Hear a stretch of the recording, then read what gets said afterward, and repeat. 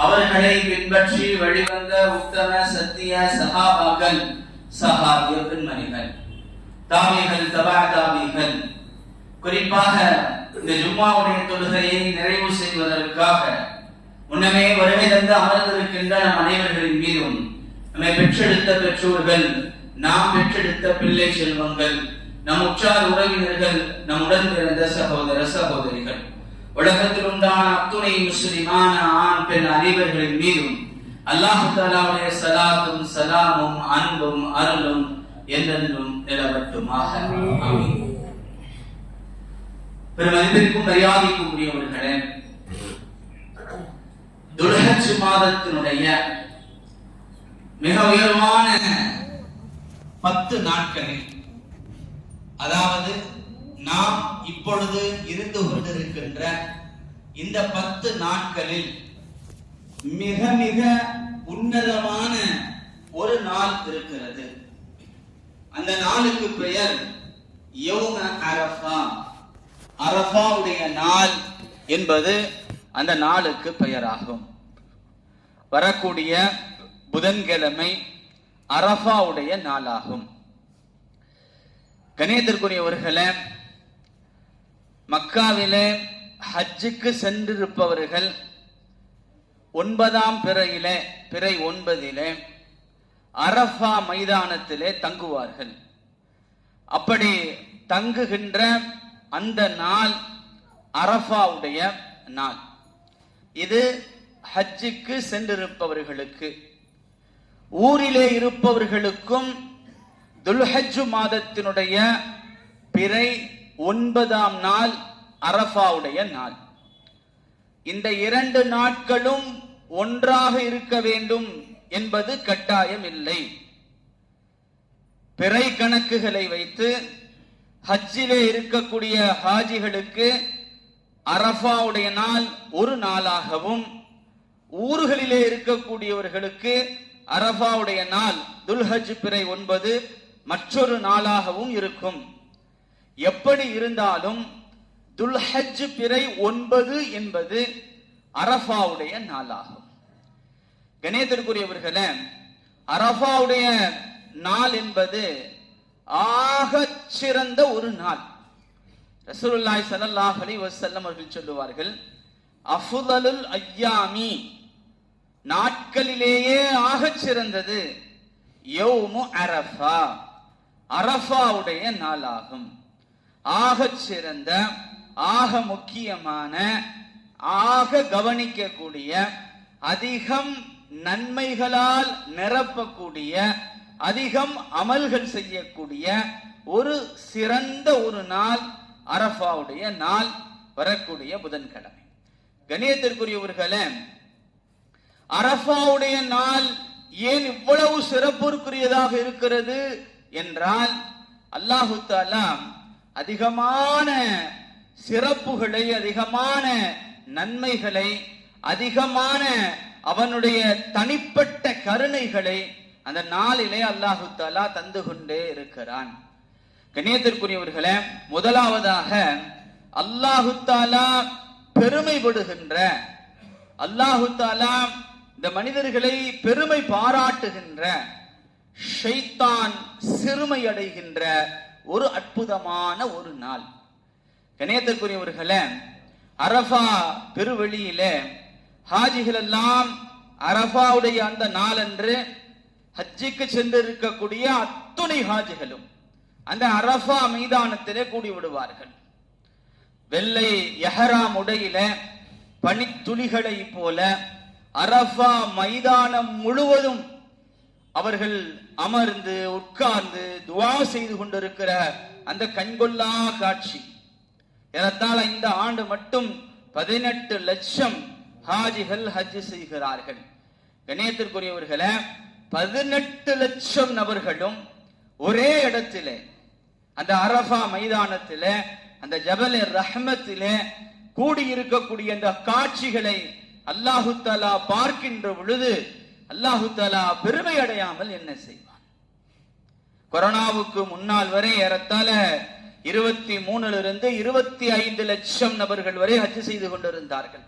கொரோனாவுக்கு பிறகு ஹாஜிகளுடைய எண்ணிக்கை குறைந்திருக்கிறது. அதுவே 18 லட்சம் வரை. 2012 ஆக கூடுதலாக 30 லட்சம் ஹாஜிகள் ஒரே நேரத்திலே அந்த இடத்திலே கூடியிருக்கிறார்கள் என்றால், கண்ணியத்திற்குரியவர்களே, அந்த காட்சி, அந்த கண்கொள்ளா காட்சி எவ்வளவு சந்தோஷத்தையும் எவ்வளவு மகிழ்ச்சியையும் அத்துணை நபர்களும் அல்லாஹ்விடத்திலே இருகரம் ஏந்தியவர்களாக அல்லாஹ் அல்லாஹ் அல்லாஹ் என்று சொல்லிக் கொண்டிருக்கின்ற அந்த அற்புதமான காட்சி அல்லாஹ் பார்க்கின்ற பொழுது அல்லாஹு தஆலா எப்படி பெருமைப்படாமல் இருப்பான்? அவனை புகழ்கின்ற பொழுது, அவனை பெருமைப்படுத்துகின்ற பொழுது, அவனிடத்திலே கேட்கின்ற பொழுது எப்படி அவன் பெருமைப்படாமல் இருப்பான்? அது மட்டுமல்ல, மலக்குமார்களை அழைத்து அல்லாஹு தஆலா பெருமை பாராட்டியும் பேசுகிறான். இன்னல்லாஹ யுபாஹி பி அஹ்லில் அரஃபாத்தி அஹ்லஸ் ஸமா. அல்லாஹு தஆலா வானத்துடையவர்களிடத்திலே, மலக்குமார்களிடத்திலே இந்த அரஃபா வாசிகளை பார்த்து பெருமை பாராட்டி பேசுகிறான். என்னுடைய அடியார்களை பாருங்கள், உன்துரு இலா இபாதி, என்னுடைய அடியார்களை பாருங்கள், பரட்டை தலையுடையவர்களாகவும் புழுதி படர்ந்தவர்களாகவும் இடத்திலே வந்திருக்கிற அற்புதமான ஒரு காட்சியை நீங்கள் பாருங்கள் என்று அல்லாஹு தஆலா பெருமை பாராட்டி பேசுகின்ற ஒரு அற்புதமான ஒரு நாள். அல்லாஹ் பெருமை பாராட்டி பேசுவது மட்டுமல்ல, வைன்னஹும் லயதுனு, அல்லாஹு தஆலா அரஃபா தினத்தன்று இந்த மனிதர்களுக்கு நெருக்கமாக ஆகிவிடுகிறான் என ரசூலுல்லாஹி ஸல்லல்லாஹு அலைஹி வஸல்லம் அவர்கள் சொன்ன செய்தி முஸ்லிமிலே பதிவு செய்யப்பட்டிருக்கிறது. ஆயிஷா ரலியல்லாஹு தஆலா அன்ஹா அவர்கள் அறிவிப்பு செய்திருக்கிறார்கள். இணையத்திற்குரியவர்களே, அல்லாஹ்வுடைய நெருக்கம் என்பது, அல்லாஹ் நம்மை நெருங்கி வருவதும் நாம் அல்லாஹ்வை நெருங்கி போவதும், நமக்குண்டான எல்லா காரியங்களும் இலகுவாகுவதற்கு உலகத்துடைய ஆகிரத்துடைய அல்லாஹ்வுடைய நெருக்கம் என்பது சாதாரண ஒன்றா? ஒரு உலகத்திலே மிக உயரிய பதவியிலே அந்தஸ்திலே இருப்பவர்களுக்கு, நெருக்கமாக இருப்பவர்களுக்கு பல காரியங்கள் இலகுவாகி விடுவது யதார்த்தமான ஒன்று என்றால், அல்லாஹு தஆலாவுக்கு நாம் நெருக்கமாகி விடுகின்ற பொழுது உலகத்துடைய எல்லா காரியங்களும், ஆகிரத்துடைய எல்லா காரியங்களும் மிக இலகுவாகிவிடும். அதற்கு காரணமாக இருப்பது அரஃபாவுடைய அற்புதமான ஒரு நாள். கணியத்திற்குரியவர்களே, அதே போன்று ஷைத்தான் சிறுமை அடைகின்ற ஒரு நாள். ரசூலுல்லாஹி ஸல்லல்லாஹு அலைஹி வஸல்லம் அவர்கள் சொல்லுவார்கள், மா ருஇய ஷைத்தானு, ஷைத்தான் எப்பொழுதும் காணப்படுவதில்லை அவன் சிறுமை அடைந்தவனாக. ஹுவ அஸ்கரு, அவன் சிறுமை அடைந்தவனாக, அவன் விரட்டப்பட்டவனாக, அவன் கேவலமடைந்தவனாக, அவன் கோபமடைந்தவனாக. வேறு எந்த நாளிலும் அவன் பார்க்கப்படவில்லை. அரஃபாவுடைய நாளிலே அவன் எவ்வளவு கேவலப்படுகிறானோ, எவ்வளவு அசிங்கப்படுகிறானோ, எவ்வளவு விரட்டப்படுகிறானோ, அவ்வாறு வேறு எந்த நாளிலும் அவனை பார்க்கப்படுவதில்லை என ரசூலுல்லாஹி ஸல்லல்லாஹு அலைஹி வஸல்லம் அவர்கள் கூறியிருக்கிறார்கள். என்றால் கண்ணியத்திற்குரியவர்களே, அல்லாஹ் அல்லாஹ் என்று சொல்லுகின்ற அந்த பெரும் கூட்டத்தை அரஃபா பெருவழியிலே அல்லாஹ் பார்த்து எவ்வளவு மகிழ்ச்சி அடைகிறானோ அதே அளவுக்கு சிறுமை அடைகிறான், கோபப்படுகிறான், கேவலம் அடைகிறான் ஷைத்தான். பொதுவாகவே இஸ்லாத்தினுடைய வளர்ச்சியும் இஸ்லாமியர்களுடைய வளர்ச்சியும் ஷைத்தான்களுக்கு கோபத்தை வரவழைக்கத்தான் செய்யும். ஷைத்தான்கள் சிறுமையடையத்தான் செய்வார்கள். ஷைத்தான்களுக்கு வேதனை தரத்தான் செய்யும். அவ்வளோ பெரிய கூட்டத்தை, அல்லாஹ் அல்லாஹ் என்று சொல்லுகின்ற அந்த கூட்டத்தை பார்க்கின்ற பொழுது ஷைத்தானால் பொறுக்க முடியாது, அவன் கோபமடைகிறான் என ரசூலுல்லாஹி ஸல்லல்லாஹு அலைஹி வஸல்லம் கூறுகிறார். அது மட்டுமல்ல, ஷைத்தான் மேலும் சில காரியங்களை பார்க்கிறான். அன்றைய நாளிலே அல்லாஹ்வுடைய ரஹ்மத் இறங்குவதை அவன் கண்களால் பார்க்கிறான். தனஸ்ஸலுர் ரஹ்மதி, ரஹமத்துடைய இறங்குதலை அவன் பார்ப்பதின் காரணமாக அவனால் கோபமடையாமல் இருக்க முடியவில்லை. எந்த மனிதர்களின் மீது அல்லாஹ்வுடைய இரக்கம், அல்லாஹ்வுடைய கிருபை, அல்லாஹ்வுடைய ரஹமத் இறங்கக்கூடாது என்று நினைத்தானோ, எந்த மனிதர்களை முற்றிலுமாக வழிகெடுத்து விட வேண்டும் என்று நினைத்தானோ, அந்த மனிதர்கள் எல்லாம் அல்லாஹ்வுடைய ரஹமத்தை தேடி வந்திருக்கின்ற ஒரு காட்சியை, அல்லாஹ்வுடைய ரஹமத் மழை போல பொழிந்து கொண்டிருக்கின்ற ஒரு காட்சியை அவன் பார்க்கின்ற பொழுது அவனால் கோபமடையாமல் இருக்க முடியவில்லை. எனவே அரஃபாவுடைய நாள் என்பது அதிகமாக அல்லாஹ்விடத்திலே ரஹ்மத்தை கேட்கின்ற ஒரு அற்புதமான ஒரு நாள். அது மட்டுமல்ல, அல்லாஹ் பெரும் பாவங்களை மன்னிப்பதையும் ஷைத்தான் பார்க்கிறான். அதனால் அவனால் கோபமடையாமல், அவனால் அங்கிருந்து விரண்டோடாமல் இருக்க முடியவில்லை. கண்ணியத்திற்குரியவர்களே, அரஃபாவுடைய நாள் என்பது, அரஃபாவுடைய தினம் என்பது அல்லாஹ் பாவங்களை மன்னிக்க கூடிய ஒரு தினம். ஹதீஸிலே வருகிறது, துனூபில் அதீம், பெரும் பாவங்களை அல்லாஹ் மன்னிப்பதை பார்த்து என்பதாக வருகிறது. மிக பெரும் பாவங்களையும் அல்லாஹ் தஆலா அரஃபாவுடைய தினத்திலே மன்னித்து விடுகிறான். ரசூலுல்லாஹி ஸல்லல்லாஹு அலைஹி வஸல்லம் அவர்கள் இன்னும் விரிவாக இப்படி சொல்லுவார்கள், மலக்குமார்களிடத்திலே அல்லாஹ் சொல்லுகிறான், உங்களை நான் சாட்சியாக ஆக்குகிறேன், இவர்கள் அத்துணை பேர்களையும் நான் மன்னித்து விட்டதற்கு, கத் கஃபர்து, நான் அவர்களை மன்னித்து விட்டேன்.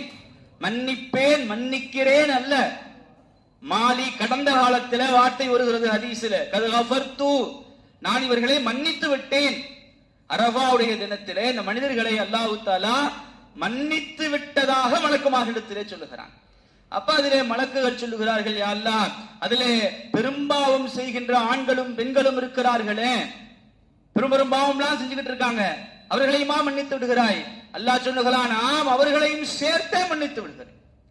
இன்னொரு ரிவாயத் இப்படி வருகிறது, கஅததிர் ரமலி, மணல் துகள் அளவு பாவம் இருந்தாலும், கஅததில் கத்ரி, மழை துளி அளவு பாவங்கள் இருந்தாலும், கஅததி ஷஜரி, மரத்தினுடைய இலையளவு பாவங்கள் இருந்தாலும், மணல் துகள் அளவு, மழை துளி அளவு, மரத்தினுடைய இலையளவு பாவங்கள் இருந்தாலும் அத்தனையும் நான் மன்னித்து விட்டேன் என்று அல்லாஹு தஆலா கூறுகிறான்.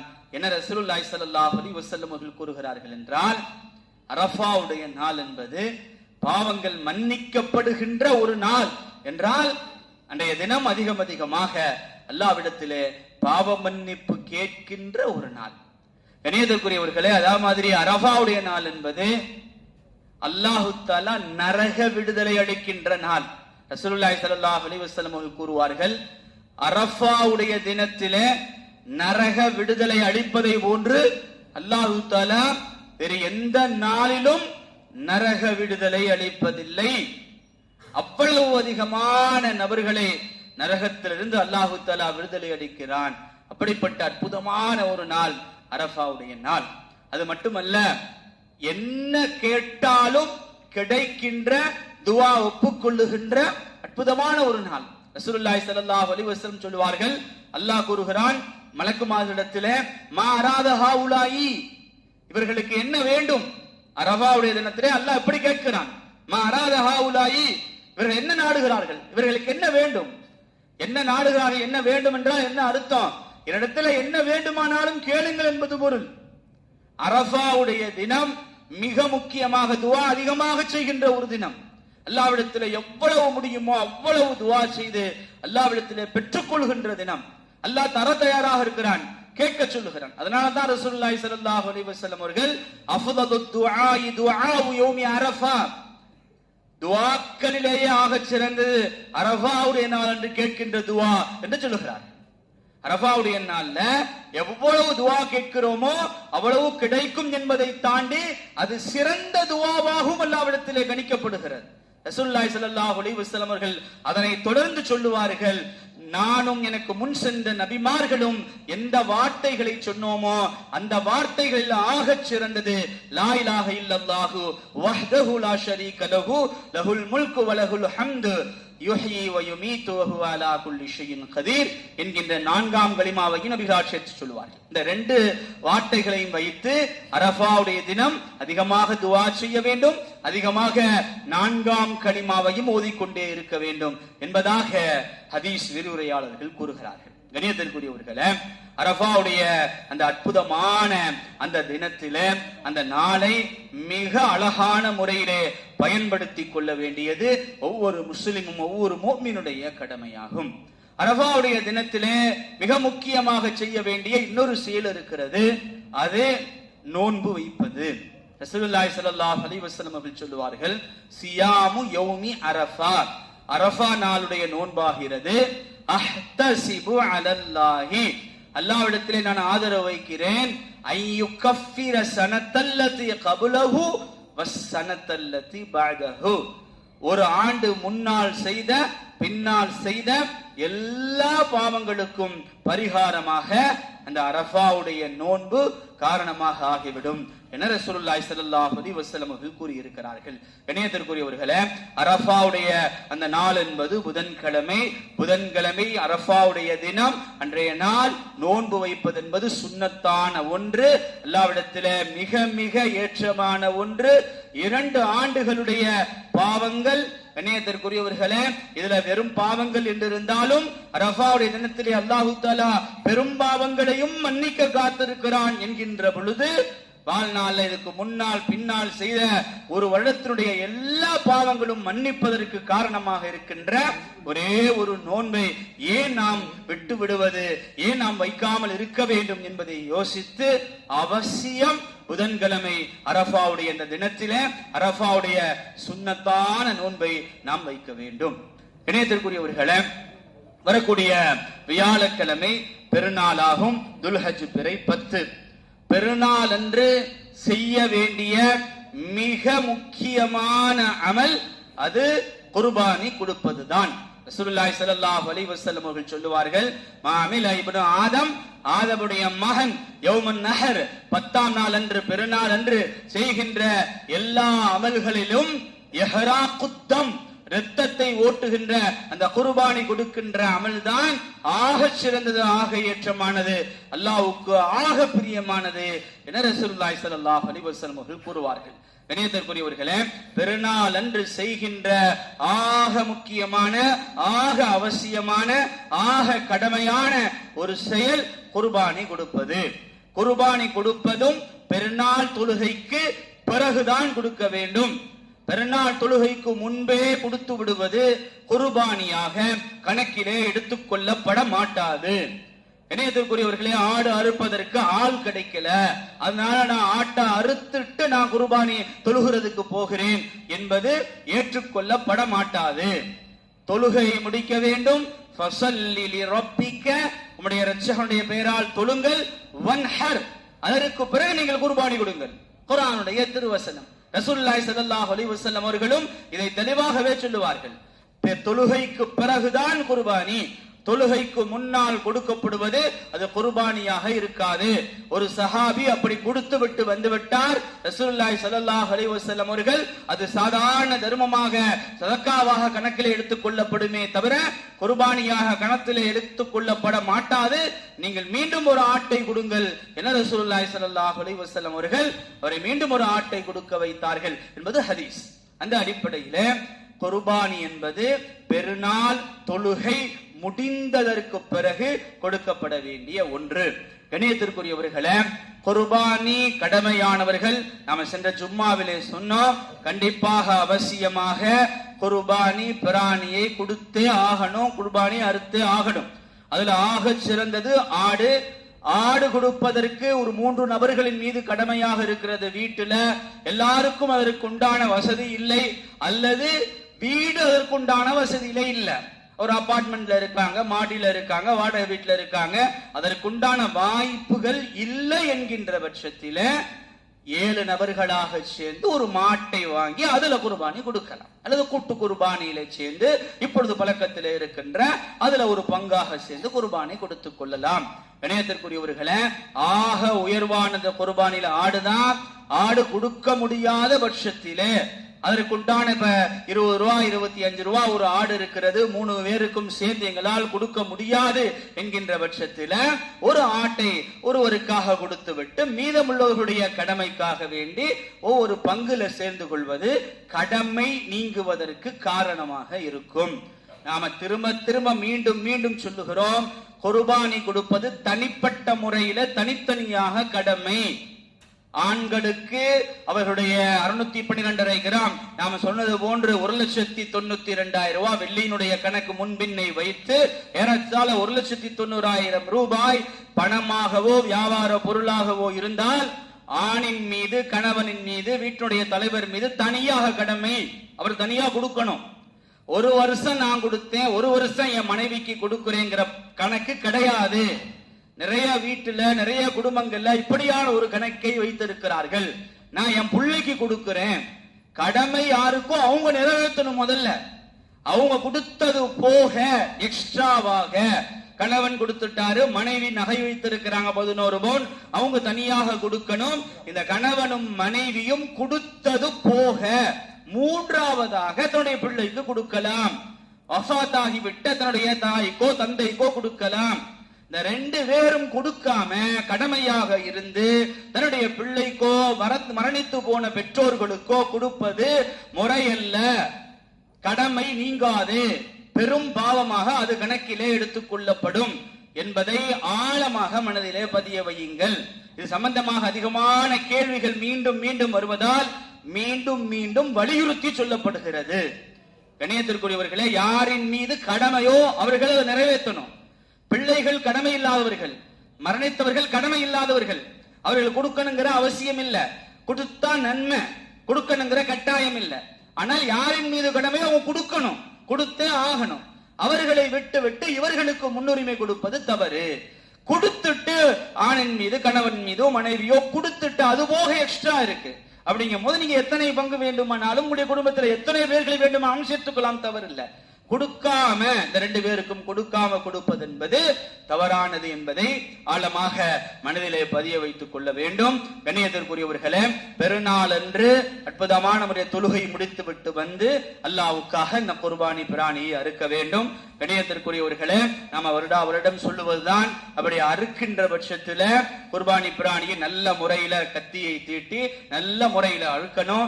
நாம யாரு பேர்ல கொடுக்கிறோமோ அவர்களே கத்தியை வைத்து அறுத்து விடுவது என்பது மிகச்சிறந்தது. ரசூலுல்லாஹி ஸல்லல்லாஹு அலைஹி வஸல்லம் அவர்கள் தன் கையால் அறுப்பார்கள். பிராணி கொடுக்கின்ற அத்தனையும் தன் கையால் அறுப்பார்கள். சஹாபாக்களும் தன் கையால் அறுப்பார்கள்.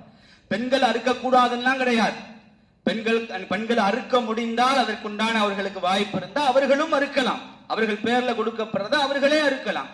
எல்லாரும் அறுக்க முடியாத பட்சத்திலே அதற்கு ஆட்டுக்கு பக்கத்திலேயாவது நின்று கொள்வது அப்படிங்கிறது மிக ஏற்றமான விஷயம். இந்த துவாவை ஓதி அறுக்கணும். அப்படி அறுக்கின்ற பொழுது தயவு செய்து போட்டோவோ வீடியோவோ எடுத்து அந்த அறுக்கின்ற, அந்த துடிக்கின்ற, அந்த ரத்தம் வருகின்ற அந்த காட்சிகளை அதை சோசியல் மீடியாக்கள்ல, பேஸ்புக்ல, வாட்ஸ்அப்ல தயவு செய்து அவைகளை பகிர வேண்டாம்.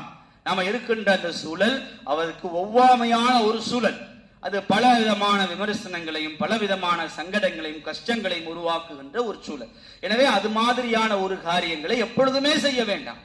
இந்த வருஷம் நம்ம வருஷம் சொல்லிக்கிட்டு இருக்கோம். அது ஒரு பழக்கமாக இந்த இன்ஸ்டாவினுடைய அந்த மோகம், அந்த பேஸ்புக்குடைய மோகம், இவைகள் எல்லாம் எல்லாவற்றையும் இன்ஸ்டால போட்டு பேஸ்புக்ல போட்டு அதை பகிரணுங்கிற அந்த மோகம், இவைகளையும் பகிர வைப்பது என்பது பெரிய சங்கடங்களையும் கஷ்டங்களையும் உருவாக்கி விடுவதின் காரணமாக இது மாதிரியான காரியங்களை செய்ய வேண்டாம். அது போக அதனுடைய கழிவுகள் அவைகளை முறையாக அப்புறப்படுத்தி விடுவது. ரத்தம் வெளியே இருந்துச்சுன்னு சொன்னா அதை கிளீன் பண்ணிடுறது. ரத்தத்தை தெருவுல ஓட்டி விட்டு அப்படியே வச்சுக்கிறது இல்ல. அது பிறருக்கு சங்கடத்தையும் கஷ்டத்தையும் ஏற்படுத்தும். அதே போன்று அதனுடைய கழிவுகள், கொம்புகள், மற்ற விஷயங்களை முறையாக அப்புறப்படுத்தி விடுவது. தெருக்களிலே அவைகள் அப்படியே கிடப்பது என்பது பலருக்கு பலவிதமான சங்கடங்களை ஏற்படுத்தும் என்பதை ஞாபகத்திலே வைத்துக் கொள்ள வேண்டும். கண்ணியத்திற்குரியவர்களே, கரியை 3ஆக பிரிப்பது நம்ம எல்லாருக்கும் தெரியும். ஒன்று நம்முடைய சொந்த யூசுக்கு, இன்னொன்று உறவினர்களுக்கு, இன்னொன்று ஏழைகளுக்கு. கணியத்திற்குரியவர்களே, சொந்த யூஸுக்கு சும்மா கொஞ்சமா எடுத்து வச்சுட்டு அது போக எனக்கு போதுமான அளவு எனக்கு இருக்கு, அதனால நான் அதை ஏழைகளுக்கும் உறவுகளுக்கும் பிரித்து கொடுக்கிறேன்னு செஞ்சாலும் தப்பு இல்லை. மொத்தமா பிரிச்சு அந்த ஒரு பங்கை முழுமையாக நாம வச்சுக்கணும் அப்படிங்கிற அவசியம் இல்லை. குர்பானி கறி அப்படிங்கிற அடிப்படையில பரக்கத்திற்காக அதுல இருந்து ஏதாவது ஒரு துண்டாவது சாப்பிடுங்கிறது நன்மையான ஒண்ணு. அப்படின்னு அல்லாஹு தஆலா குர்ஆன்ல சொல்லுகிறான். அதிலிருந்து நீங்கள் சாப்பிடுங்கள்னு சொல்றான். ஃபக்குலு மின்ஹா அப்படிங்கிறான். அப்ப குர்பானி பிராணி அறுக்கப்பட்டதிலிருந்து நாம கொஞ்சமாவது ஒரு துண்டாவது அதுல சாப்பிட்டுறணும். சில சமயத்துல மாடுகளை குர்பானி கொடுத்தவர்கள் அதுல இருந்து எதையுமே சாப்பிடுறதில்ல. சும்மா கடமைக்கு கொடுத்துட்டு நாம அப்படியே அதை டிஸ்போஸ் பண்ணிடுறோம், யாருக்காவது கொடுத்துடுறோம். ஆனால் முறை என்னவென்றால் நம்முடைய பெயரால் கொடுக்கப்பட்ட அந்த கறியிலிருந்து, ஏன்னா அல்லாஹ் சொல்றான் ஃபக்குலூ மின்ஹா, அதுல இருந்து சாப்பிடுங்கன்னு சொல்றான். அப்ப அதுல ஒரு நல்லது இருக்கும், அது ஒரு நன்மை இருக்கும். அப்ப அந்த காரியத்தை நாம செஞ்சுட்டு ரொம்ப அதிகமாக இருக்கு என்கின்ற பட்சத்தில அவைகளை ஏழைகளுக்காக அவைகளை கொடுத்து விடுவது எந்த விதமான தவறும் அல்ல. கணியத்திற்குரியவர்களே, நம்ம ஏற்கனவே சொல்லிருக்கோம், கொஞ்சம் ஏழைகளை தேடி பார்த்து கொடுங்க. சில பேருக்கு நாம ஒரே இடங்கள்ல அதிகமாக கொண்டு போய் கொடுத்து அவர்களை ஃப்ரிட்ஜ்ல இடம் இல்லாம சிரமத்துல உள்ளாக்குறோம். நிறைய பேருக்கு அது கிடைக்காமலே இருக்கிறது. பல பகுதிகளில் வடமாநிலங்களிலிருந்து வந்த பல இடங்கள்ல இருக்கிறவர்கள் இது மாதிரியான கறி கிடைக்காம சிரமப்படுறாங்க. அப்படியானவர்களை தேடி கொண்டு போய் கொடுப்பது அவர்களுக்கு பிரயோஜனம் தரக்கூடியதாக இருக்கும் என்பதையும் கவனத்துல கொள்ளணும். ஆனா என்ன யோசிப்போம் சொன்னா, கடுமையான வெயில் காலத்துல டக்குன்னு அதை டிஸ்போஸ் பண்ணி முடிச்சுட்டு ஃப்ரீயா உட்கார்றதுக்கு தான் யோசிப்போம். ஆனால் அப்படி தேடி தேவையுள்ளவர்களுக்கு அல்லாஹ் குர்ஆன்ல ஃபகுலூ மின்ஹா வஅத்இமுல் பாயிஸ வல் ஃபகீர், அது தேவையுடையவர்களுக்கு கொண்டு போய் கொடுங்கன்னு அல்லாஹ் சொல்றான். அப்ப அவர்களுக்கு உணவு உண்ண கொடுங்கன்னு சொல்றான். இப்ப தேவையுடையவர்கள் தேவையில்லாதவர்கள் ரெண்டு வகையா பிரிக்கின்ற பொழுது, இப்ப தேவையுடையவர்களுக்கு நிறைய ஒருத்தர் கொடுத்து அவரை அதிகமாக மேல் மிச்சமாக கொடுக்கக்கூடிய ஒரு சூழலை உருவாக்கிறோம். அப்ப தேவையுடையவர்கள் இருந்து கொண்டே இருக்கிறார்கள். கொஞ்சம் அவைகளை அவர்களையும் கண்டறிந்து அவர்களுக்கும் கொண்டு போய் கொடுப்பதின் மூலமாக அன்றைய நாள் எந்த ஒரு சந்தோஷமாக எல்லோரும் கறி சாப்பிடணும் அப்படிங்கிற ஒரு மகிழ்ச்சிகரமான ஒரு சூழலை உருவாக்கணும் என்கின்ற அந்த நிலைமை அனைத்தும் வந்து சேரக்கூடிய அற்புதமான ஒரு நிலையாக இருக்கும். கண்ணியத்திற்குரியவர்களே, எல்லாவற்றுக்கும் மேலாக அறுக்கின்ற குர்பானியை அல்லாஹ்வுக்காக இறையச்சத்தோடு, ஏனென்று சொன்னால் பெருமைக்காக அல்ல, நான் எங்க வீட்டுல 3 கொடுத்தேன், 4 கொடுத்தேன், 5 கொடுத்தேன் அப்படிங்கிற பெருமைக்காக அல்ல, அல்லாஹ்வுக்காக. இன்ன ஸலாத்தி வ நுசுகி வ மஹ்யாய வ மமாத்தி, என்னுடைய தொழுகை, என்னுடைய நுசுக், என்னுடைய இபாதத், என்னுடைய உயிர், என்னுடைய மரணம், நான் வாழ்வது, நான் மரணிப்பது அத்தனையும் அல்லாஹ்வுக்காக. அல்லாஹ் குர்ஆன்ல லை யனாலல்லாஹு லுஹூமுஹா வலா திமாவுஹா, இதனுடைய இரத்தங்களோ இதனுடைய கரிகளோ அல்லாஹ்விடத்துல போய் சேர்றதில்லை. வலாக்கி யனாலுஹு தக்வா மின்கும், உங்களிடமிருந்து இறையச்சம். நீங்க எந்த நோக்கத்துல இந்த கரியை கொடுக்குறீங்க, இந்த ஆடு அறுக்கிறீங்க அப்படிங்கறத அல்லாஹ் பார்க்கிறான். அதுதான் அல்லாஹ்விடத்திலே சேரும் என்று அல்லாஹ் தஆலா சொல்லுகிறானே. அப்படிப்பட்ட இறையச்சத்தோடு இஹ்லாஸோடு அல்லாஹ்வுக்காக குர்பானி கொடுக்கின்ற ஒரு அற்புதமான ஒரு சூழ்நிலை அல்லாஹ் தஆலா தருவானாக. அப்படிப்பட்ட ஒரு எண்ணத்தை தருவானாக. வாஹிர் தவான அனில் அல்ஹம்துலில்லாஹி ரப்பில் ஆலமீன்.